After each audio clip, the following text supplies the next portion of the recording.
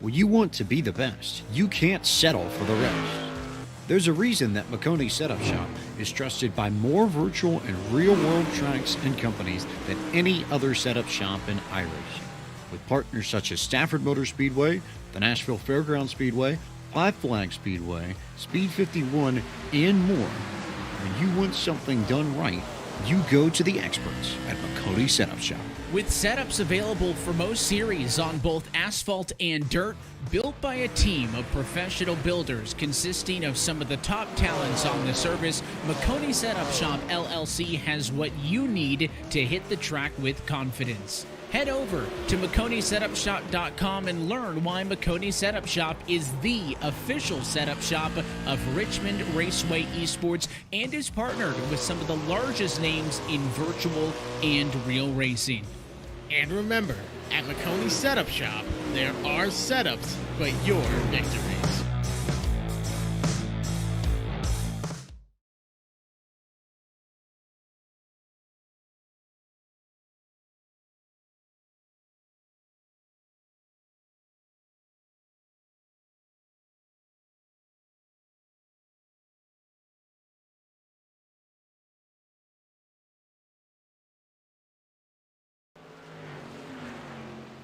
Good afternoon, race fans. I'm an unfamiliar voice, I suppose, to the Modified Group. Welcome to the Maconi Setup Shop, presented by Modified Tour Series, presented by Elite Racing League. I am David Westergreen. With me is Michael Goodman, the producer, as always. And Mike, it's going to be an exciting race, penultimate race of the season so far. Getting down to it and getting ready to go for a championship. Yeah, we're getting down there. 2 races to go, coming into tonight. After tonight, only 1 week left. Tyler Fode holding on to the points lead. Gavel in second place, 17 points back. But look at that, 3 people tied for the 4th position. So a lot of stuff to be decided, and certainly going to be exciting here tonight at USA Speedway. Yeah, but really, it's the 3-car battle for the championship. Tyler Fode trying to take home another Elite Championship. He's our reigning SMRI Xfinity Series champion in the Elite Racing League. Ryan Gavel, always really competitive on these Tuesday circuits. And then Mitch Drunowski, 19 points back. He's going to need to have a really good day today and hope for Tyler Fode to have some mistakes in order to get back in the hunt.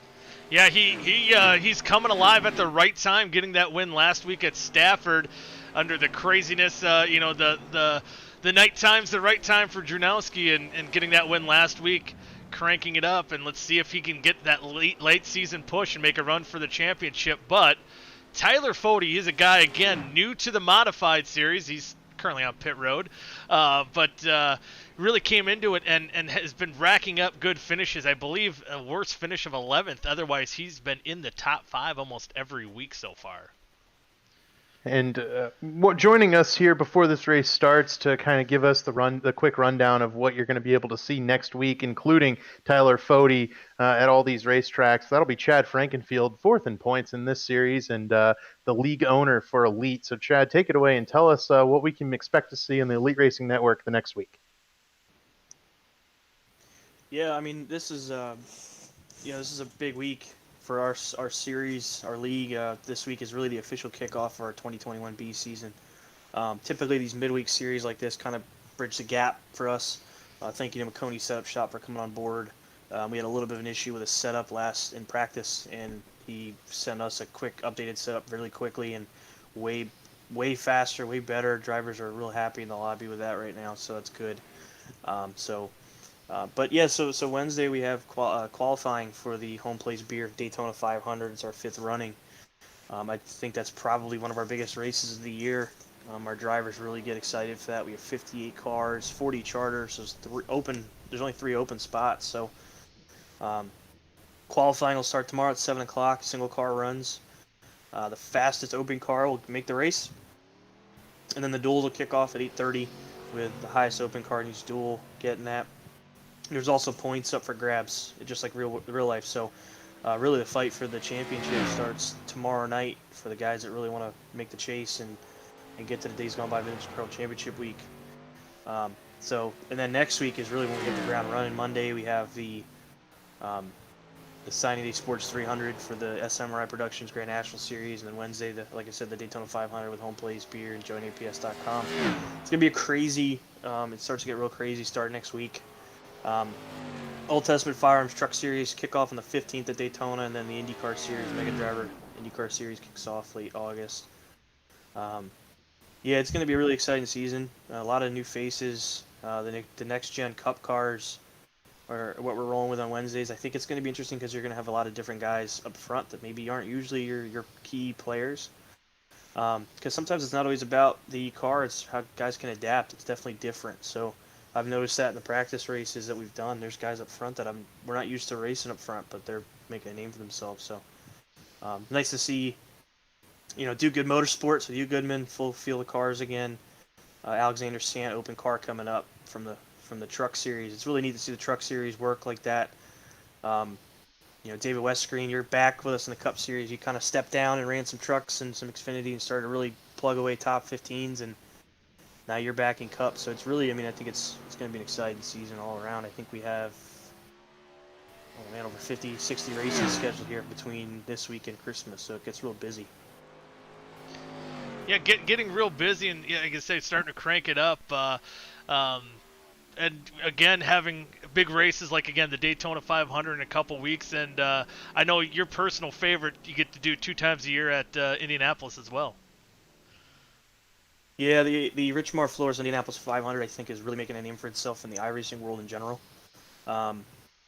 We already have confirmation of guys like Connor Daly, Felix Rosenquist, Stephen Wilson, James Davison. There's going to be some hitters joining us for that event. Kyle Busch ran with us earlier this spring. He actually ran the Clash with us last week, so I think you're going to see a little bit more of Kyle running with us. But that race is always epic. If anybody that's watched that, I think that's our premier event. The qualifying is insane. We get like 55 cars to go for 33 spots, no lock-ins. It's epic. But like I said, our NASCAR stuff starts this week. I think a lot of guys are excited. I haven't really felt a build-up like this for a while. We had probably our longest off season. We haven't had a points race since June, I think 14th. So you can tell guys are getting itchy and they're ready to go. It's going to be awesome. You're racing full time with our normal elite guys, and then you mix in guys like R.C. Anderson, who's I guess you can call him a Cup driver now, right? And Jeff Green, Yeah. Jeff Green, a Busch Series champion, Xfinity champion. It's really exciting. There's a bunch of guys going to be trying to win the Triple Crown, to win Truck, Xfinity, and Cup championships. So there's a lot going on. But I'm going to jump in my modified here and see if I can run this race without any practice. So good luck to you guys. Thank you for having me on the broadcast. Good luck, Chad. Thank you. Yeah, good luck, Chad, and get out there and stay hungry for tonight too. Still got some stuff to be settled here tonight as they wind down practice, getting ready for the heats here, I believe, tonight. Yep. Are we just going into the race? Okay, so some weeks we have heats, some weeks we don't. We're going right straight to the feature here tonight, I believe. Goody, it wouldn't be a Tuesday night broadcast with you and me going if we knew the rules. Yeah, right. We never know the rules, and so there you go. That's what makes it better. Rules? What rules? I never understood the rules and never will. But Kyle Sisko on pole, James Stanger, not Stranger, second. Andrew Rucker starting third, Mitch Jurnowski fourth. And Jurnowski's the guy I think we need to watch out for, trying to find his way to the front. If he can hold off Tyler Fode and Fode and Gavel right there behind him, all in the outside lane, those 3 guys, those are the guys battling for the championship. Those are who we're going to keep our eye on. Yeah, another guy, Ryan Gavel, kind of surprised that he's starting back in 8th place. Usually it's him and Fode running up front. They're going to have a little bit of work to do to get up and battle for the lead. Bristol winner, Ray Fadaruso, starting in 10th. See him back there, Zach T. Evans. How about that? He's starting 13th. As we just heard from Chad Frankenfield, starting all the way back where his number is in 15th. And how about Casey Hatch, the Army boy, hoorah, he's starting in 16th. And then here you round out the rest of the field as we get ready to get going, get some racing underway here at USA International. And David, this is one of those tracks too that I think most people, once they get into iRacing, we do a lot of street stock races here, but maybe if you've been on this service for a while, it's been a while since I bet a lot of these guys have been on this track. Yeah, we ran it a couple of weeks ago in Osaka on Thursday nights. I mean, you broadcast those, I drive in them, and it was a relatively clean race, all things considered. But it's certainly a handful, and with these mods, you have that higher corner speed. It's you have to carry big time braking, entering these corners, and then these guys are going to be on the throttle for a long time. Typical mod fashion, I think they're going to be right nose to tail for most of the race, throwing dive bombs and putting on a good show. Yeah, it's going to be a good show indeed, and of course going to have to watch out for getting maybe stuck on that high line, and sometimes that netcode issue that these open wheel modifieds do have. Got to be careful because there could be some excitement, and just like always, we're gonna judge you if you roll over and flip. We'll give you a score rating, especially in spirit of the Olympics that's going on right now. Absolutely. I'm sure we'll see a couple of wrecks tonight. At USA, such tight corners, a little bit of banking, and these guys are going to be sliding around and running into each other a little bit. From what I've seen of this series, there's quite a bit of that for sure. Yeah, we're going to get it settled out as we get ready to go green. Kyle Cisco on the pole, maybe a little bit of connection issues. Pace cars diving off. We're getting ready to go green. Cisco's going to get the green flag, hit the loud pedal, and we are racing here at USA International Speedway. And it looks like Cisco does get the advantage, and Stanger is going to tuck down low as they go into turn number 3. Oh, Stanger goes around. I believe, what was that, Rucker and Stanger see like, wow, get right off the bat. We didn't give a corner. And trying to catch him up on here. And a couple other cars involved in that melee, but it looked like, let's get the replay going here. Looked like Andrew Rucker maybe tried to go to Daytona a little early and throw down a bump draft. Yeah, it looked like just didn't either misjudge the corner or something. We'll take a peek here on the replay. No, he hit the wall. Oh, Stanger drove it into the fence down the back straightaway there. Oh, The little jut out right there. Bang. Yep. Tires on the wall. Nowhere for Rucker to go, and then everybody piles in behind. Oh, no. Sometimes different, and as they said, a different setup that they ran in practice. You had about an hour of practice, and a new setup was one of the reasons for the delayed broadcast. Just one of the reasons for the delayed broadcast, I might note. But that could have maybe played with some of these guys just not being 100% comfortable with how the car's feeling right now. Yeah, you look at the guys involved in this one. Chad Frankenfield, I think, got involved in it. Jesse Rasmus, as well as Casey Hatch and Mark Keeler, all involved in that one. At the very least, Chad on pit road to probably grab some tires, maybe fix a little damage. The checkup at the back of the field, I'm sure, was pretty bad. Pretty bad, yeah. Some guys looked like we've seen Casey Hatch in that 14 was down on the apron getting a little bit of damage. It appears he's going to be going a lap down, along with the 18 of Stanger as well. I don't know if it's pronounced Stanger. I just like saying that. But up front, Kyle Cisco, lap 4, he's currently holding on to the lead, and now Rucker, through that mess, he's going to inherit second. And Rucker, again, battling for that 4th position, tied for the 4th position right now. Winner at Milwaukee, so he's got a win under his belt already this season, looking for win number 2. But so far, a very, very diverse group of winners here this season, and it's kind of surprising to see Rucker doing a good job and getting that win at Milwaukee, and currently up front and holding on to that 2nd spot. Kyle Cisco has a win this year too. Now that I'm looking at it, looks like he won back at Martinsville. So a lot of these guys up here have won that race, but I think the only guy who hasn't among this first group is Brendan Madonia, in 6th place in the 44 car. Everyone else has got a race win under their belt, trying for number 2 here today. Yeah, you can see Fada Russo, Bristol winner, up there in the mix as well as we get ready to go back green flag racing. I see Cisco getting a better Early. start than last time. It looks like he did leave a little bit early. Let's see how That's going to allow Mitch Drunowski to get second away from Andrew Rucker. We'll look back at Jernowski, that battle for second spot. That's kind of where that's heating up. Tyler Fode got kicked back to 6th on that restart.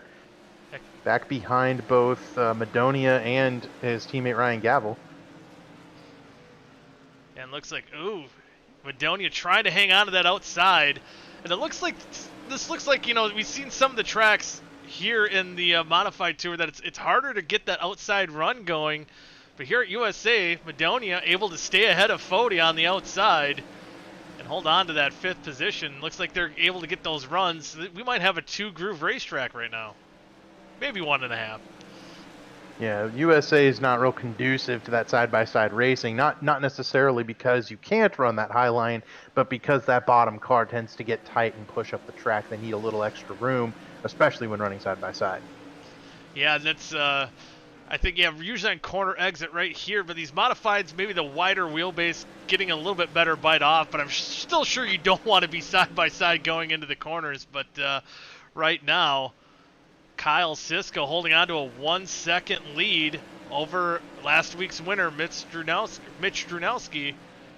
And so much better to have the lights on this week here on the racetrack. Kind of a wild race we had last week with the lights not coming on at Stafford Speedway, making us call the race about 25 laps early. Looks like tonight we'll be able to get everything in, for any circumstance that I can see, that we should be able to get all the laps in here tonight. But right now, kind of single filed out, everyone's settled down, and looks like Cisco right now, he's got the field covered. Yep, and I gotta wonder if some of these guys in the middle of the pack just aren't holding on and trying to take care of their stuff. It's a long race. Tyler Fode's kind of heating up with Brendan Madonia here, trying to put some pressure on him, but here comes Fode down to the inside now. It looks like it's kind of hard to pass. We've seen Fode look, as they say that, he puts the slide job on and takes care of it. Almost got into the bumper of that 44 car of Madonia. Yeah, he was flirting with disaster a little bit there, but able to get that position. Now running just behind his competitors in the championship. And then around goes Thomas Capuano. And that will draw out the yellow. It looked like the field just kind of stacked up as Capuano caught up with Mandonia, and kind of a accordion effect there. Yeah, bounced into his rear bumper, I think. Capuano checked up for Madonia a little bit, and in doing so got himself spun out. We'll get the replay going here.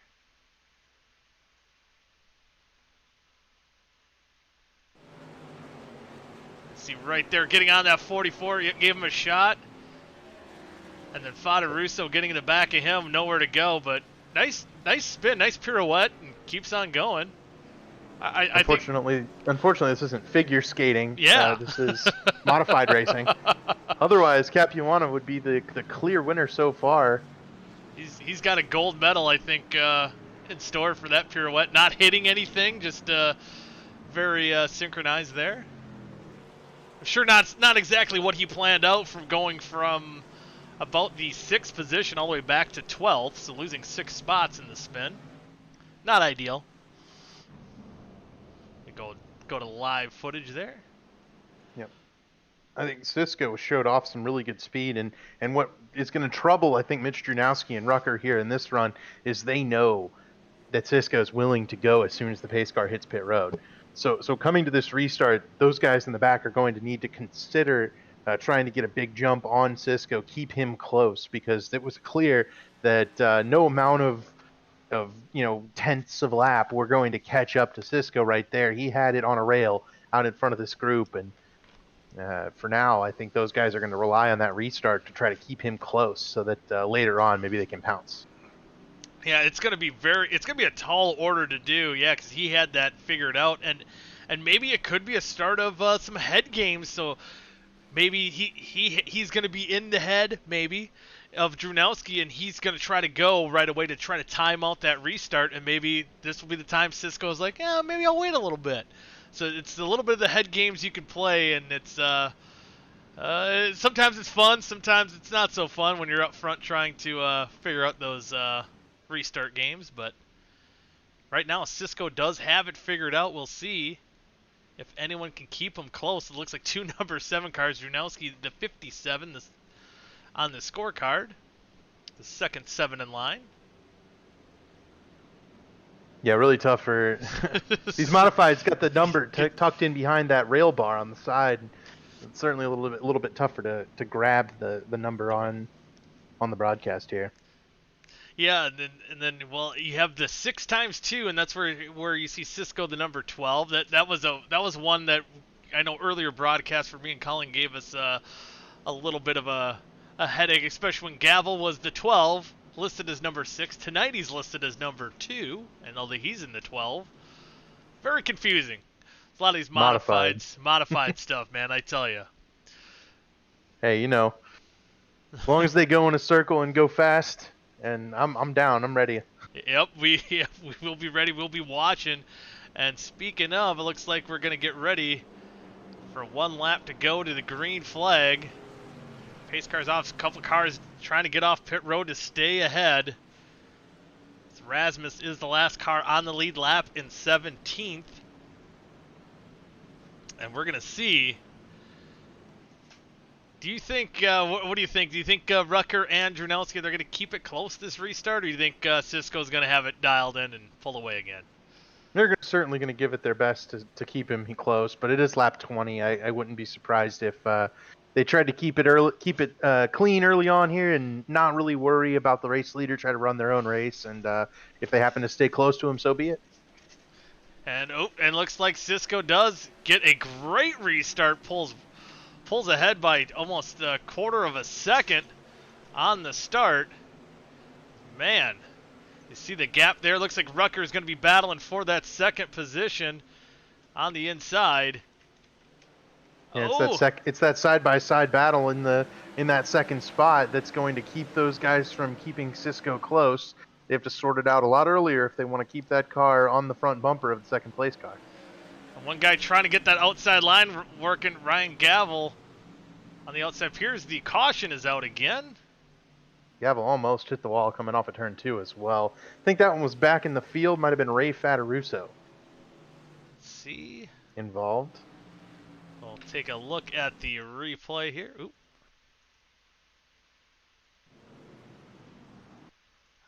Hitting wrong buttons. And yes, you are correct on that. We have the culprit here, and here we go. Oh man, the Brandon Paul he just took in the wall. Yeah, looks like, I don't know if that was, might want to check another angle of that. Trying to get a different view. Looks like Paul cuts to the inside of Fataruso there, and yeah, I don't know, came up the track a little bit. Yeah, and again, that just didn't look like anything purposeful, just hard racing. Looked like both drivers able to keep moving. Not too much damage on either car. They're still currently scored on lead lap in 13th and for 14th and 15th. You see they're still pacing out there. Yeah, that certainly looked like just two guys driving hard. I don't think anyone at fault. Maybe a little, maybe it tempers a little bit, as any contact usually will get the tempers flaring a little bit, but should be able to keep on rolling. We're currently on lap we're coming to 24 here. It's almost a quarter of the way in. And right now, Cisco, at least with those restarts, he's been able to check away David, and got to wonder if, tires might not be a big issue here for these modifieds, but I got to wonder if I'm, maybe someone outside the top 5, maybe just trying to get some tires and trying something different. Yeah, I think Brendan Madonia might have done exactly that. He's back in 12th now in the 44 car. He had been battling up in the top 7, so in one point in the last couple of cautions, I think he went and grabbed some tires right away. As to get better. You go back green, and Cisco gets the great restart again. Wow, this time pulls it by about a half a second, and now Rucker and Drunowski are battling once again.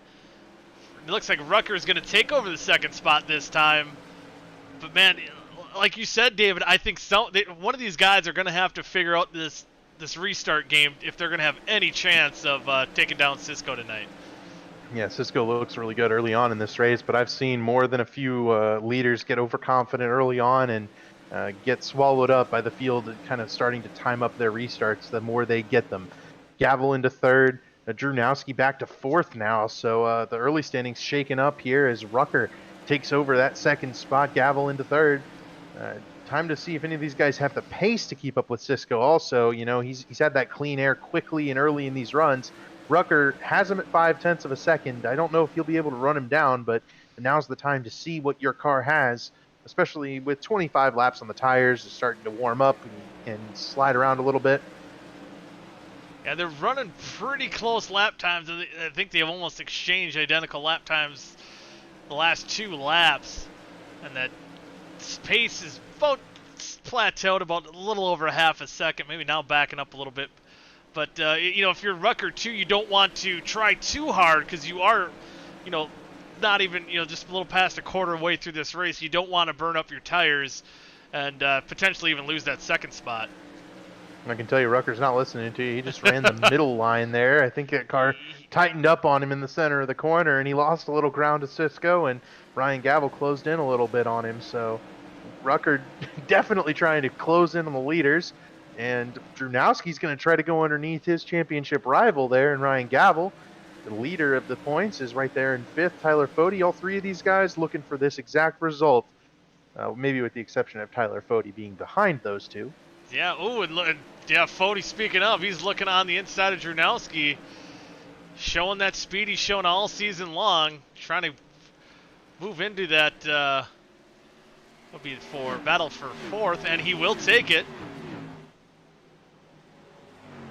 over Drunowski. So yeah, that's something you don't want to see. These continually great runs for Fode. He's only got 1 win so far in the season, but in the top 5 almost every week. It's hard to deny this guy a good run. And right now he's currently showing, I think, some long run pace here as well. Tyler Fode is one of the best at saving the tires. Guy is very smooth onto the brake, very smooth onto the throttle, never abuses his equipment, and is always there late in the race and at the end. He's coming off a season last year where he had an average finish in the 2s in the Elite Xfinity Series, and that's a competitive series. That's a tough series to get results like that in. Tyler Fode finished in the top 5, it seemed like, every race, and went and won the final race and won the championship. Yeah, and a guy, you know, I kind of anointed him as raw talent, you know, hopping in, winning his first IndyCar race. Looks like we do have another caution. And what brought out the yellow this time? Not sure. See if we can find out what happened.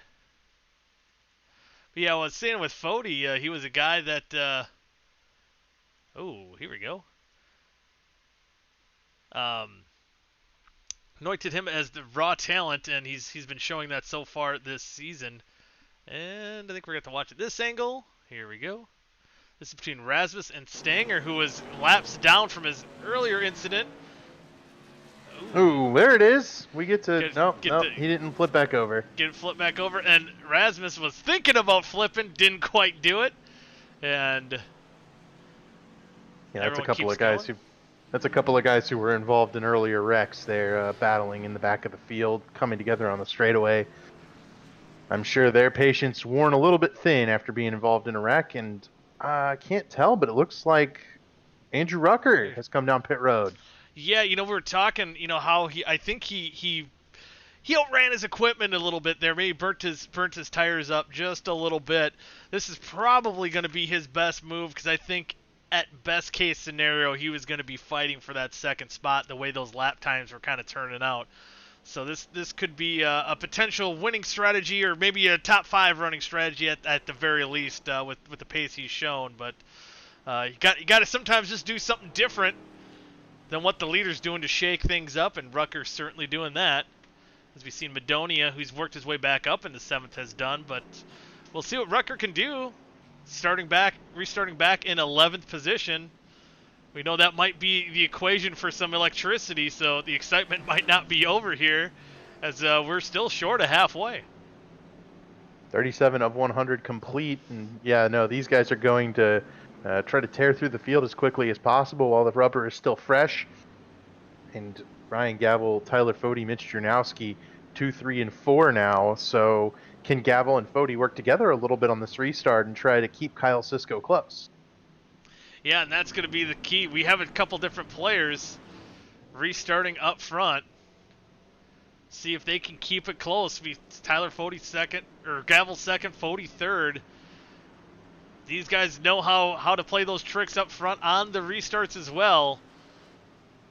See if these different players can do anything different. But man, the way Sisko's been restarting so far, I think it's going to be tough to beat. About a half a lap to going back to green flag on lap 39 of 100 here at USA International Speedway. Kyle Sisko dominating the race so far.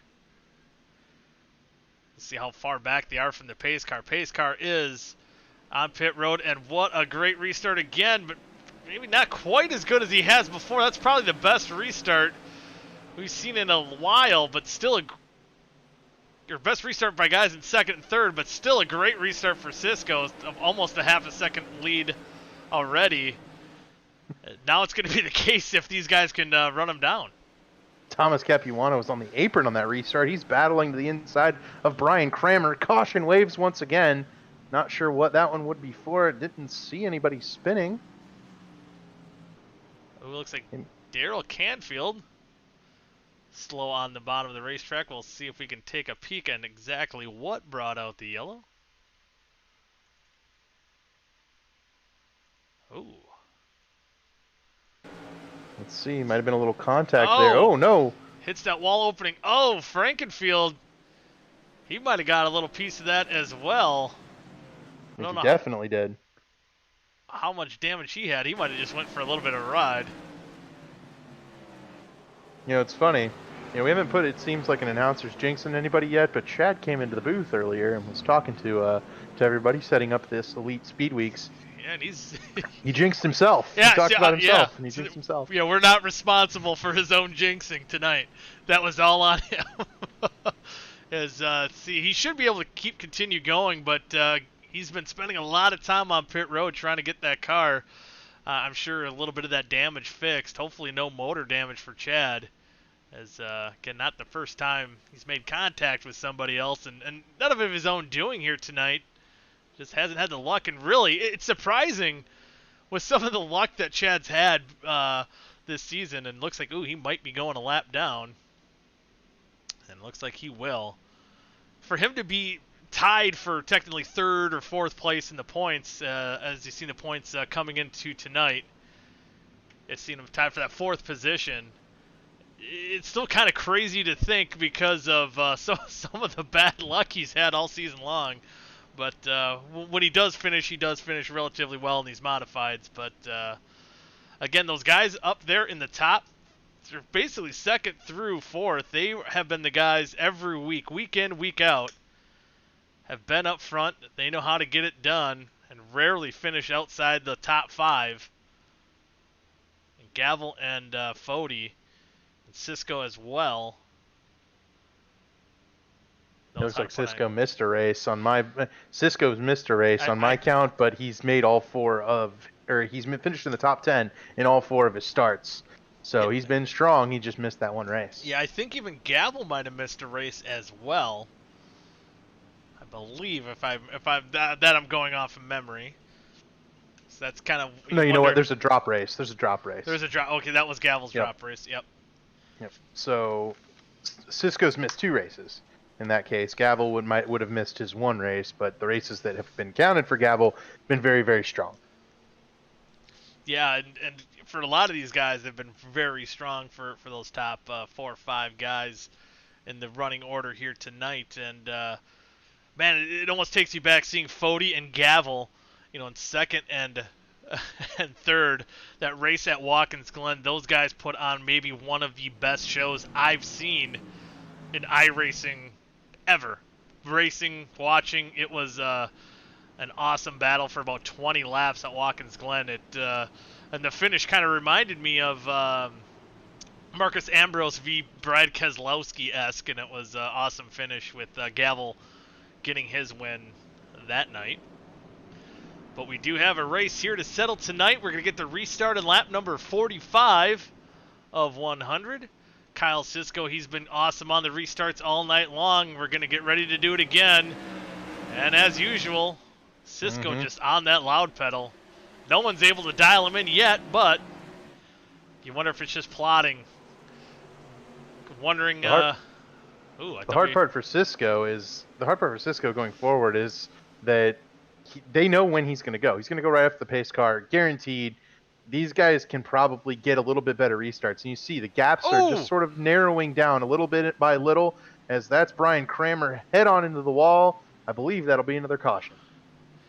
Yeah, that was a big caution. I think heavy damage for that 56. As he went straight onto the outside wall. Oh, boy. As we'll get the replay going here. At 56 on the outside. Rucker, bang, head onto the fence, takes out the 70. 26 of Fada Russo. Looks like Brandon Paul as well. So a lot of cars involved in that wreck. Looks like Fada Russo, I think, is going to be out of the race. Kyle Sisko is coming down pit road. Oh wow. Okay, giving up the race lead to come down pit road. Madonia was up to fifth. Rucker was up to sixth. So the tires were having an effect, and those guys were coming through the field. I wonder if we've seen this before at Bristol. We weren't sure of the fuel run, and that's where Fada Russo kind of had the upset victory at Bristol. Maybe fuel was an issue, because I would think now that Sisko is not the first car that came down pit road, and I think Mandonia, Rucker, we already seen them pit. They should be good to go the rest of the race. That's going to put Sisko at a big disadvantage from being in the lead almost all race long. Yeah, exactly. And not to mention being back in the field now puts, if you're Kyle Sisko, that puts you directly in the eye of the storm, where you can get absolutely taken out by, Andrew Rucker and another guy coming together in front of you. Just like what happened to Brandon Paul in that last wreck. It's risky to be back here, that's for sure. And Kyle Sisko giving up the race lead, giving it over to Ryan Gavel and Tyler Fody. I think those guys are just going to try to hold on to their track position and let the rest of this race play out. And the other thing, you see Sisko blinking in and out here every once in a while, and sometimes that could make that bubble around him, the dreaded thing they call netcode, which these modifieds actually have a pretty poor netcode range, I guess, to begin with. And trying to work his way up through the field, that can also increase his danger with maybe the weak signal. So netcode could be an issue. We'll see what happens, as now we're going to be getting close to halfway. Ryan Gavel taking over the lead, and points leader Tyler Fody. And these boys know how to put on a good show when they're up front. Let's see if they can do it again here at USA International. I wouldn't expect anything less from these guys. Guys that are teammates in the Cup Series. I think this is the only series that they're not teammates in, technically. Well, Gavel's not able to run the Cup Series with us anymore, which we're going to miss him. But they were teammates last year. But they do still communicate, especially in this series, and they've run together. They have respect for each other.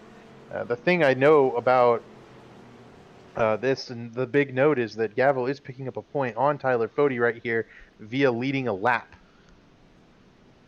That will give him one extra bonus point to eat into the lead of Tyler Fody ever so slightly. And every point's going to matter, and you never know if Gavel can get a good restart and Fody maybe falls back a little bit. You never know what could happen, as we're getting ready to go green next time by. Or this time by, I should say. I think right here, yeah. Yeah. Pace car is in, and Gavel brings him down. than Cisco did. Oh, and Cisco, I believe, in the middle of the pack, looked like he was in a hornet's nest, able to get through.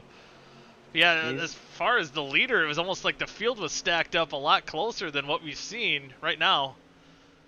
About a quarter of a second, you see just a couple car lengths between him and Fody, so a lot better, a lot closer, tighter restart from a competition-wise. Battle for fourth. Rucker trying to go after Madonia. He's got he's going to get him. A little bit fresher tires. Oh. Got him. Rucker into fourth with the freshest tires on the track that are not the former race leader Kyle Cisco. Cisco up to now, I believe, 7th place over Zach T. Evans. Yep, passed him right there. Yeah, so he's already worked himself up in a pretty good position. So if he can get around Madonia and Rucker here relatively shortly, maybe that strategy of pitting will pay off. But right now, up front, he's going to make up 1.7 seconds on track. That is much easier said than done, even with fresh tires. At a place like this, one groove, very difficult to pass, and it's not like these cars have bumpers where you can easily move the slower car out of the way.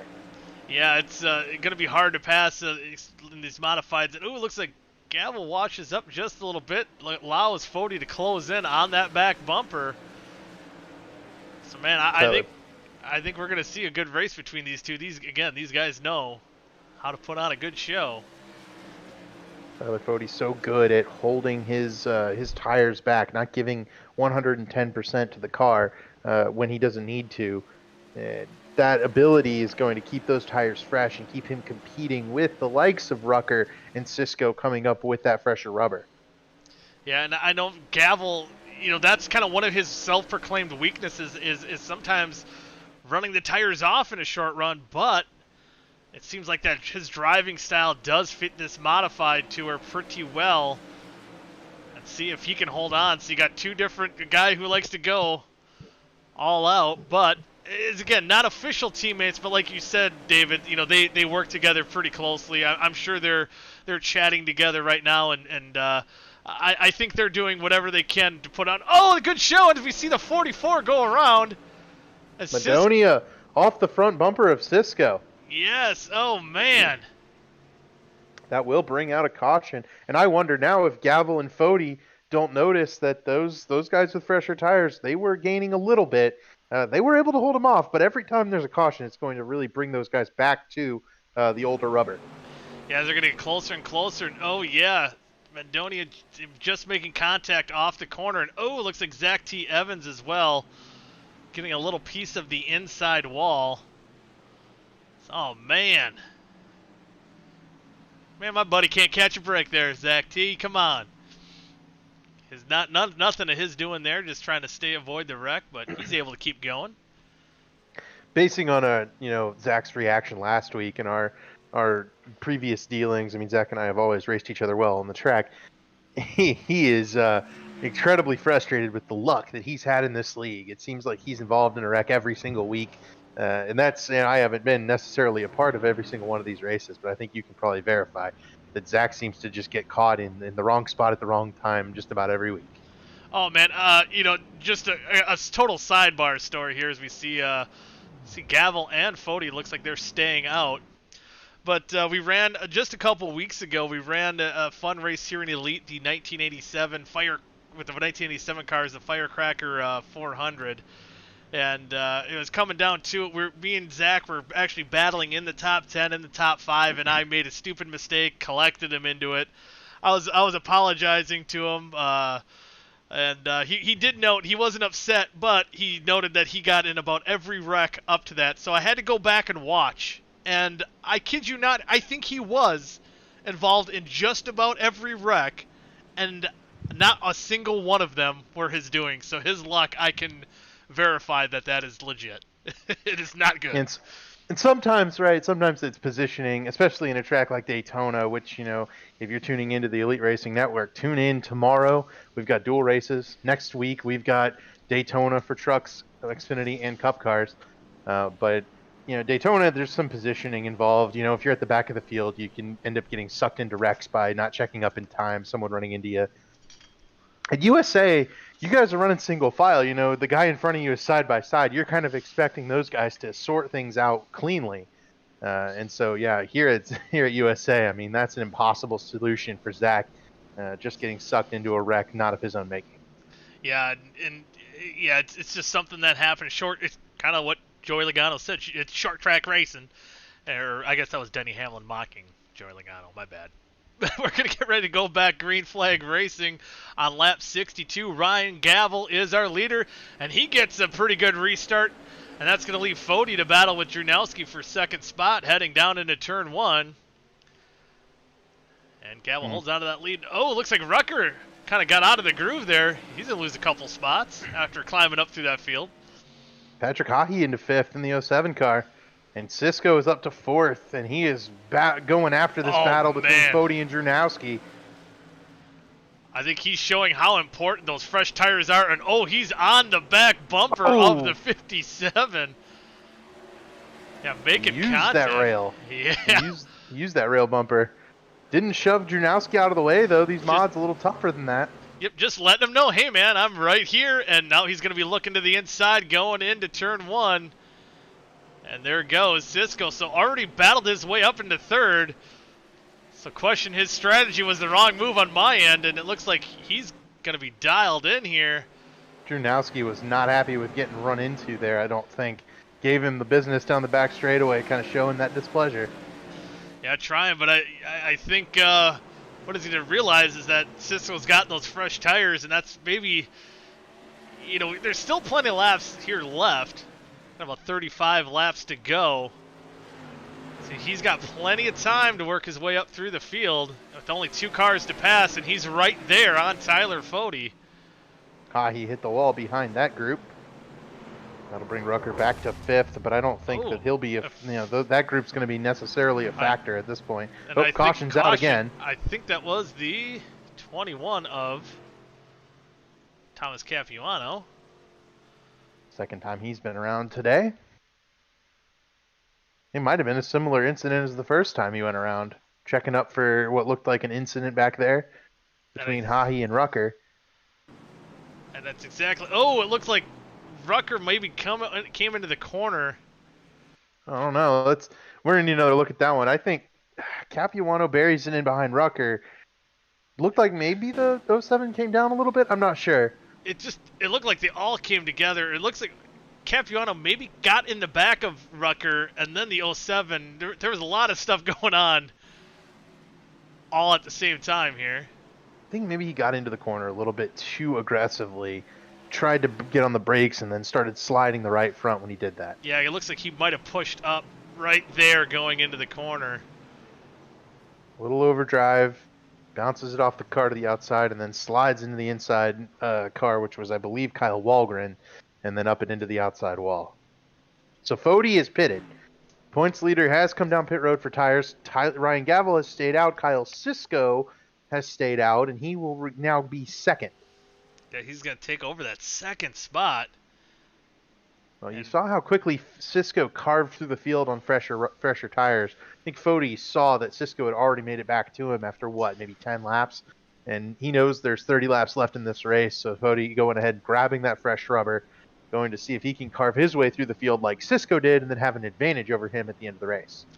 And I think if you're a guy like Gavel here in this situation, too, not pitting, I'm sure he's aware of what Cisco did, coming out on tires. I'm sure him and Fody were even talking about it in their race chat. But if you're a guy like Gavel, you're second place in the points with 2 races to go. You got to kind of roll the dice here a little bit, and maybe luck will go your way. Maybe there'll be enough cautions and you can stay up front.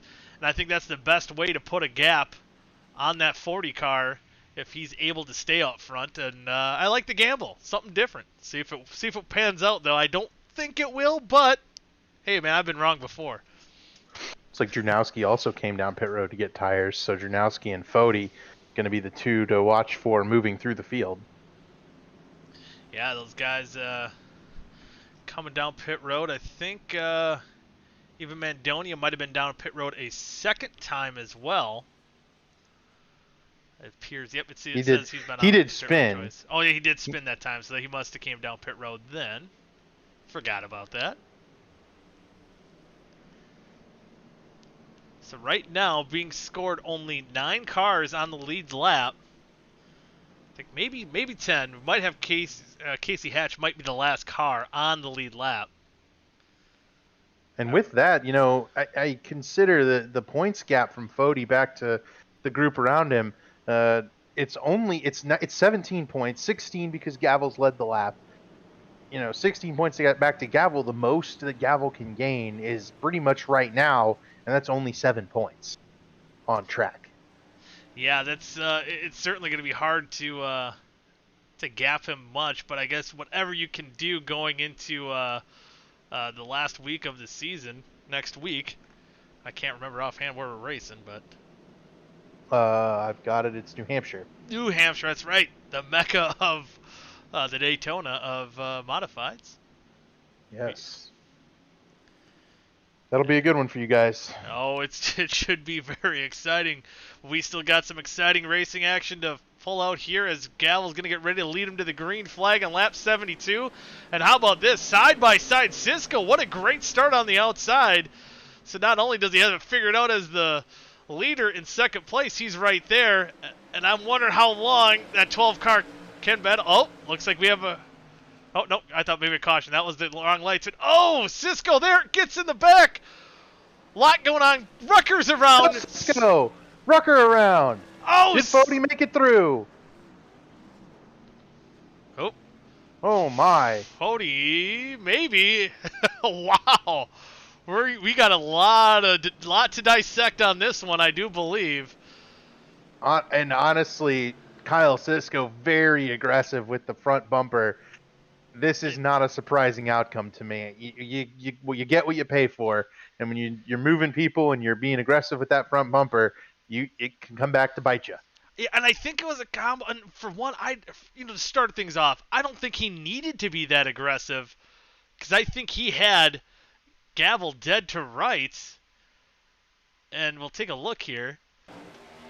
And, with that internet connection issue, his netcode is going to be a lot different. You've seen him almost inside the car here and just going through. That aggression plus that netcode. I think Tyler Fody got sucked up in this. Yeah, he got spun out. Minimal damage to that 40 car, it looks like, but definitely sucked up in this a little bit. He's still third now.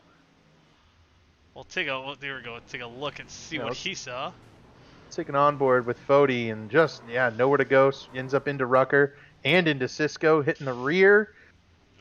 Pretty good job keeping it off of him, but I think that car's going to be all dented up and it might not be performing nearly as well. Yeah, and it kind of going back to maybe the luck, and we'll get maybe another angle of a replay here. See maybe what Rucker saw and some of these other guys, but yeah, it almost talking about the luck that Gavel needed by staying out. I think Cisco kind of provided it for him, because everyone behind him, basically, I think most of these cars got into that wreck a little bit. Maybe Drunelski gets through. He might have been one of the very few cars that did not make any contact with anyone through that wreck. Rucker actually ends up with a pretty good result here, I think. So does Hahi. Hahi's going to be the one to challenge Ryan Gavel now. Yeah, he's gonna be looking in pretty good shape. He was. Yeah, and Drunowski too. Yeah, I think Drunowski had quite a bit he had to drive through. One more last look here. I might have went too far back. Yeah, one more straightaway here. Coming through. Drunowski was moving by Walgren, and there's the contact ahead. Checking up. Smoke, checking up. Great job. Drunowski drives through it. Great job, yep. Absolutely. As we go back to the live feed here, getting ready to go back. Green flag racing. Not only 25 laps left, like you said. Patrick Hahi, he's going to be the one, I think, competing for it. Tyler Fody in third spot now. We'll see how much damage that car has. That's going to be interesting. Fresh tires versus the damage. And I'm thinking it's shaping up. Cause I think out of all these cars that are left, I think Gavel might be the only one that has not been an incident at any point tonight. I would say Drunowski hasn't either. I don't think. Am I wrong about that? I think you might be right. Maybe, unless he's made some slight contact. Yeah, I think you're right. I think he's been okay. You've also got Casey Hatch now, who has recovered from being a lap down on that early crash. He's now 6th place. Yeah, And and the Chase Briscoe looking car on the outside lane. man, that's awesome to see. A nice rally showing that grit. I like to see it. Go back to green flag. Gavel taking the lead, and it looks like Fody's going to be battling with Hahi going into the corner. Side by side. So it looks like right now, Fody's car isn't that hurt too badly as he's Ooh, that was a little bit of contact there. Yeah, but oh man, Hahi's fighting hard on the outside. Oh, it looks like Rucker's Rucker got bumped by Tatch. able to keep it going. Wow. What a save by Rucker. And this, Fody's car is definitely damaged. You can see that it's just not getting off the corner the same as it was before. Hahi able to hang on the outside lane. He's holding up Drunowski. That car definitely seen the better days, but he clears by Hahi. and this is probably the best thing that Gavel can see in his rear view mirror, because I think, like you said, the only other guy that probably poses a real big threat is that 57 last week's winner of Drunowski. And right now, he's going to have to try to get by that 40 car of Gavel. Well, you see, or the 40 car of Fody as Gavel pulls up to about a little over a second lead. Big lead for Ryan Gavel, and that's about you want to see. Fody now, the top three in points, 1, 2, 3. Fody's going to just try to hold off Drunowski, but even if he loses this spot, a top 3 run for Tyler Fody, that would be all he needs, I think, to secure, a really, really rock solid championship race. Fody, Gavel's only going to be able to pick up 4 or 5 total points on him here. Now, Fody's in good shape. Fody actually in real good shape. Just checking the last lap times, Fody was a 10th faster. Might be figuring out how that car drives, maybe a little bit different handling feel early in that run underneath somebody, certainly not comfortable with that car. But one thing we know about Tyler Fody is once it's time to go, he is able to go. And also, let's not forget, both of these guys have fresher tires than Ryan Gavel. So the clean air definitely helping Gavel, but these guys do have that fresh rubber, even if it's spun around a couple of times. Yeah, it's fresher, and certainly and sometimes with these short tracks, with these modifieds, with these longer corners, there are longer straightaways. There might be just a little bit of power down on Fody down the straightaways, but where he can maybe gain on a lot of it is going through the corners. But either way, yeah, Fody's doing a good job. He's picked up a 10th. It's another 10th. He was about exactly a 10th faster this last lap by. And obviously, with Drunowski right on the bumper, they're pretty much mirrored times, the 57 and the 40. Another 10th there. Now down to 0.8 of a second lead from Gavel to Fody. So the fresh tires are eating in, even though there's a little damage on them. I'm a little surprised Drunowski's not forcing the issue a little bit more here. He definitely needs to find a way around Fody because Fody's car a little damaged. I think Drunowski would be able to run down Gavel a little bit quicker.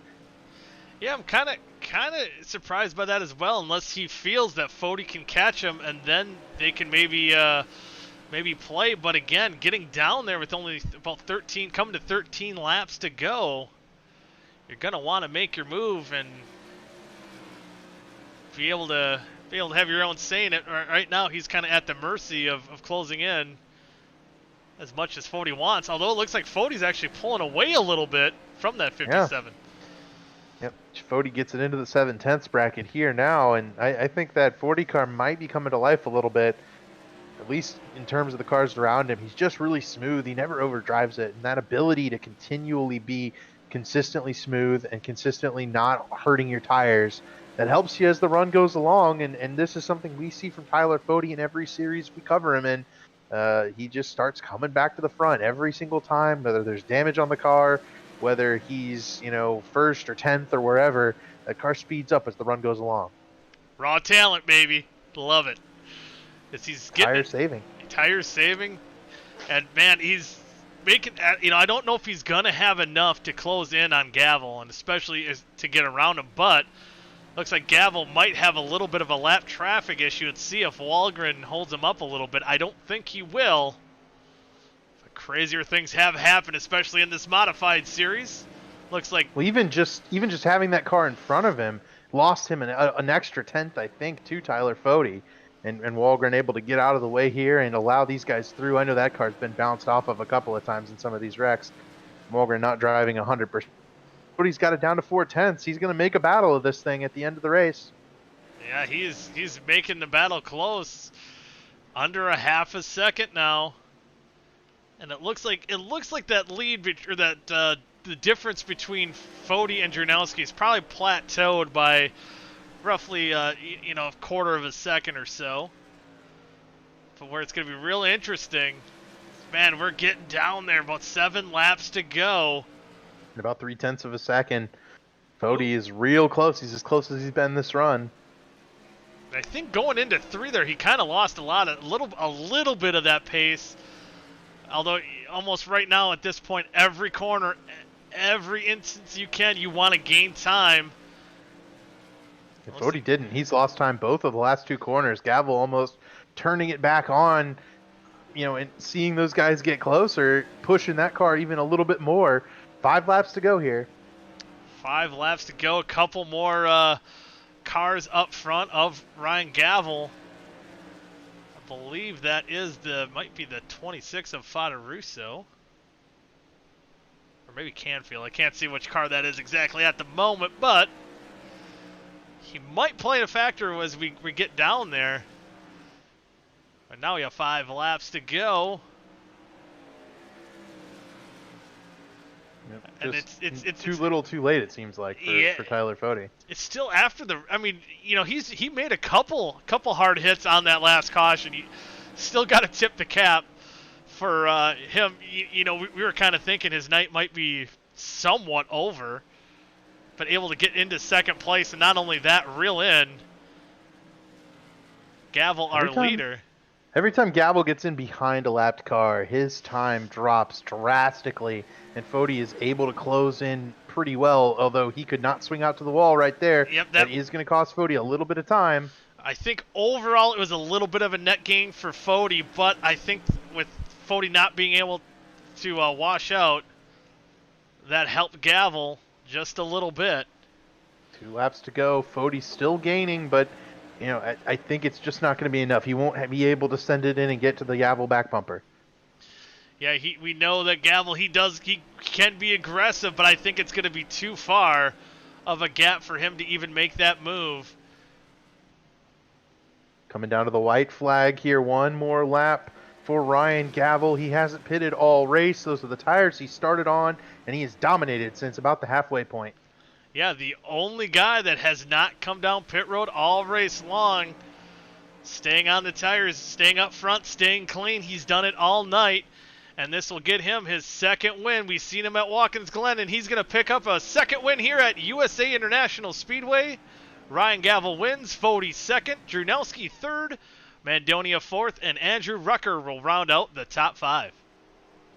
Yep, big win for Ryan Gavel, but it's going to be tough for him to gain any time there on Tyler Fody, who finishes 2nd, and that'll create a championship fight. I think those 3 are still going to be in it, but something drastically terrible would have to happen to Tyler Fody early in the race next week in New Hampshire. Yeah, I think basically if you're Gavel, you probably have to hope for the worst, but I think for him, I just know he's probably just excited to be in victory lane, battling with his buddy Tyler Fody. These guys, again, putting on a heck of a show here to finish this one out at USA International. See Gavel burning it down. Awesome to see him in victory lane. As we'll get the final results up here for you as well. See some of the guys outside top 5. Patrick Ha, he looked like he was going to have a good run and for that last caution. Casey Hatch is, like you said, what a rally for him. And I believe only a couple cars finishing on the lead lap, I believe. Only 8 finishing on the lead lap. So a lot of carnage, but at the end of the day, Ryan Gavel survives, picking up his 2nd win. So we'll see if any of these guys want to be interviewed. I know last week we did not have any interviews after the the wild race that was at Stafford Motor Speedway after the I don't know if you want to call it a night out or lights went out in Georgia or I guess, Connecticut. But yeah, I think as far as that points battle is concerned, I think we can all but block Tyler Fode in there, but not mathematically yet, because he still had Drunowski, probably losing a point there as well, and then Gavel gaining just a little bit. But Well, if you have a similar car count next week, 20 cars or so, Gavel or Fode would have to finish 18th, 17th to definitely have a chance to lose, and that would be Gavel winning. yeah, and the only thing that could happen, because again, New Hampshire is kind of the Daytona of modifieds, and how much runs and drafting is a big concern there. There could be big wrecks. It's only a mile track, but as far as the modifieds are concerned, that is a super speedway-esque. So you never know what could happen. You be sure to tune in next week here at the Elite Racing Network for the season finale of the Maconi Setup Shops Elite Modifies at New Hampshire. And then again tomorrow. Would you say it was at 7? I got to make sure I know what time that starts. 7 is the start of qualifying, correct? Yes, I believe so. I'm the last car to go out. You'll have to wait all the way to the end to get the 12 car. Man, I suppose you probably don't even have to be there at 7 then. In your Nope. case, yeah. Nope, I'm very dead last, and then we'll go into the duels, and you and I can try to draft together, and that'll be fun. Yeah, it'll be fun. Potentially, if we're in the same race. Yeah, hopefully. I know I'm about halfway to 3/4 of the way back, somewhere in between there. So we'll have a little bit of time for our laps. So if you want to see cool guys, show up. You can show up fashionably late, and they'll be right here again on ERN here on YouTube, followed by the duels. There should be some great action leading into tomorrow night. But I was just about to send us off, but we do have our race winner. And that is Ryan Gavel getting that win. And Ryan, you're able to not go down pit road, stay up front. Do you think was it more of a strategy just being up front track position-wise, or just staying out of trouble, or probably a combination of both, I'd assume? Yeah, it was a little bit of everything. Track position was definitely important. Being the leader on the restart was huge. And I was able to fake Cisco there in the pit, and he was fast. He probably had the car, and then he was the driver to beat. I didn't think he was actually going to pit, but I finally faked him in. It's tough being the leader. You're not the one deciding. You don't get to do the opposite of the guy in front of you like I did. And I got to, fake him into the pits. I got the lead. I expected Fode to stay on my strategy. We were close on gas, but with the amount of cautions, we were able to make it. But I was expecting Fode to stay on the strategy with me and stay out the whole way, similar to what we did at the first race of the season at Iowa. We stayed out the whole way, finished 1-2, but he decided to pit, and he made a charge at the end, but it was too little too late, I guess. But we had another good race, another good finish by the both of us. He raced with some good respect. But yeah, it was good. The staying out strategy worked out in the end, and staying in front of all the madness too was nice. Yeah, Ryan, I think your car was the only clean one out there. Did you have any concerns when you saw Fode getting closer in the rearview mirror, or did you know you could kind of hold him off since he was a little bit damaged? Yeah, I actually didn't know he was a little bit damaged at all, but I didn't know how big of a difference the tires were, because he was the first one on tires to actually get up to the back bumper of me and start to challenge. But I know he was in a battle with Drunowski, and with my teammate Patrick was running well and battling hard with him on what became the final restart there. And he was slowly creeping in. I mean, I think I ran my fastest lap on lap 80 or so, unless I beat it again. And yeah, my fastest lap was on lap 80. So once I saw that, I knew I had a chance. But he started reeling me in once the tires started heating up, because that was one of the longest runs we had there at the end. So a couple more laps, he might have had me, but it was just toward the end all about hitting my marks, and he was definitely making me nervous there looking at him in the mirror. One other thing, too, speaking of tires and Cisco dominating much of the early portions of that race until you faked him on pit road, it kind of looked like, maybe from our vantage point, I don't know what it looked like in your rear view mirror, that he maybe just got a little bit too aggressive, and it looked like he might have been in position to definitely put a move on you until that final wreck happened. What are your thoughts on that? Yeah, no, he was charging. He was flying through the field, and I knew there was a good chance. And if he did pass me, my plan was to pit if he passed me early enough in the race.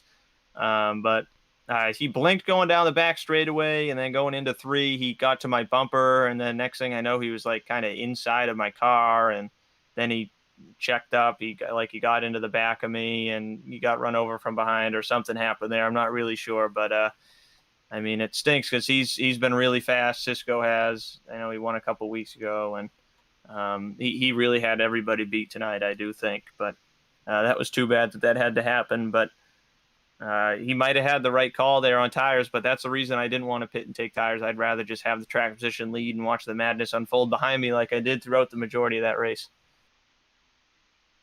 Well, Ryan, you got any shout-outs you want to give here before we send you off and see if you can catch up to Fody next week at New Hampshire? Yeah, no, I got to thank Hacksaw Motorsports, everyone with the team. Patrick had a great run. He's been running just a couple races with us this season. He almost had a top 5, wound up 6th, and Brandon and Darryl got taken out in some of the madness earlier in the race. But overall, it's been a great season with those guys. Got to thank Wesley Outland and WesleyOutland.com, Maconi Setup Shop, the Elite Racing League. Again, another great race tonight. Really great competition up front and throughout the entire field. And getting ready for next week at Loudon should be exciting, and the start of the regular season for the Elite Racing League back in the regular Truck Cup Xfinity season. Excited to see that get started again.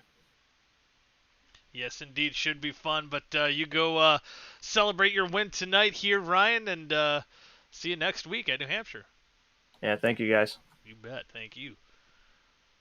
And next we'll bring in.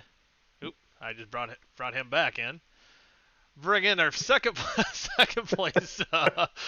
Sorry about that. Come on, get him in here. Oh, my bad. I don't even know where I just sent him. I couldn't find the waiting room. I sent Gavel somewhere. Didn't know where. But I'll bring. Oh my God. I don't know where I put Gavel, but I brought Fody into the broadcast booth there, and a nice second place finish. And it looked for a while there, Fody, that maybe a car to beat, but then you got in that wreck. What did you think after getting involved in that wreck? Did you think you still had a second place car at that point? Yeah, well, I mean, after pitting and seeing Gavel stay out, I knew we had a first place car, but that damage definitely did me in, unfortunately. I don't know what it was. I made it through most of it, and then I just got nailed in the left rear, and it bent it. It was loose pretty bad, so that was kind of hindering me. But, I mean, props to Gavel, too, being on the same set of tires and still hanging it out there. It was fun racing with him, but I'll take the second. Fody, this is a huge result because you're kind of in position as the points leader to clinch the championship next week with another good run. Did that cross your mind when you got spun out that, maybe that was going to cost you a chance to win that championship, or were you kind of calm, collected, moving back forward after that, especially because you got to restart there? Yeah, I mean, the whole race, that was the mindset. I knew Gavel and Mitch were the two that I needed to be watching out for. In the whole race, I wasn't really trying to be the aggressor. If people were going to pass, they were going to pass. And we did pretty good all the way up until that wreck, avoiding everything. And yeah, just unfortunate timing there. But I was happy to see the amount of cars I was able to get through with the tires to at least maintain and hold second. But if Mitch had gotten to me, I would have let him go because I think we're sitting pretty good now. I don't know exactly the points gap, but it should be pretty good going to New Hampshire. Yeah, just kind of offhand guesstimate, very poor math. I would say probably still a little bit over 12, 13 point lead over Gavel, so it should be relatively safe. I'm sure depends on the car count going into next week. But with that, any shout-outs that you want to give, and maybe a little bit of a preview for yourself at New Hampshire? Yeah, well, thanks to you guys first for sticking with this thing. We had some issues before this whole thing got started, which was another sort of wrench in the plans there, but we got through it. So thanks to y'all for sticking around for it. Thanks to Blue Egg, Days Gone By, and Miss Goodies Goodies for being on the modified. Really hoping to bring it home with the title next week or 2 weeks from now, whenever we go. But I feel like we'll be pretty good. course, I've never run New Hampshire in a modified, but I've heard it's like Daytona, and I mean, we'll probably be packed together, but I feel like we got the ability to stay out in front there. So looking forward to it, and hopefully try and get the win too next week. And Fody, what's your plan tomorrow? We got the duels and qualifying. You and I think we're third to last and last going out. So, what's a little preview for tomorrow in that next gen car for everybody? Yeah, well, that's going to be really fun. So definitely stop by and watch that. I don't know. Hopefully we'll put it on the pole. That's the plan. But Adams and Robin seem to be the two guys to beat on the single lap runs. But no, I'm looking forward to that. Looking forward to getting everything started back up again. It should be some really fun seasons here across all the different series. Yeah, it should be fun indeed. But I can hopefully send you back here with Gavel. Well, maybe he left now in the waiting room. But I don't even know if he knows where he was there for a minute. But yeah, I'll let you go get prepared for tomorrow and next week even. Get you in that mental state of mind here, getting ready for Daytona. And Tyler, thanks for talking to us tonight. Yeah, no problem. Tyler Fody, championship leader. See, I found the waiting room there. Just one click of the bat. I do not know why it did not show up on Gavels. But anyway, Let's get out of here. Yeah, let's get out of here. And again, be sure to tune in next week right here, 7:50 here on the Elite Racing Network. I guess that's all technically permitting. And again, tune in tomorrow night, 7 p.m. for Daytona qualifying. I'm sure we'll have some of us. I'm sure Westergreen, you're going to be probably up in the booth a little bit as well, since your last. Well, I go out last. I go out last. I told him I'd help out wherever needed. You'll hear me, but the Cup Series guys are Rishabh Khosla and Alex Ned. They'll be back in the booth. They started off, I think, 2020A in the booth, so those guys are going to be there and all season for you. And you and me will be on the track. They'll be on the track, and certainly they'll be putting on a good show. But with that, for David Westergreen, I'm Mike Goodman. Thank you for tuning into tonight's race, and see y'all tomorrow night for some more action at Daytona.